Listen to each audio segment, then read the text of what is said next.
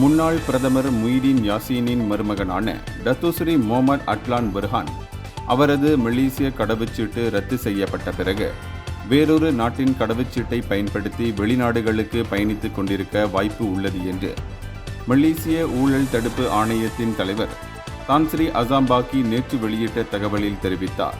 இதனிடையே அட்லானும் அவரது வழக்கறிஞர் மன்சூர் சஹாட்டும் வெளிநாட்டு சொத்துகள் தொடர்பான நம்பிக்கை மோசடி வழக்கில் தேடப்பட்டு வருகின்றனர் என்று அசாம்பாக்கி விளக்கினார்.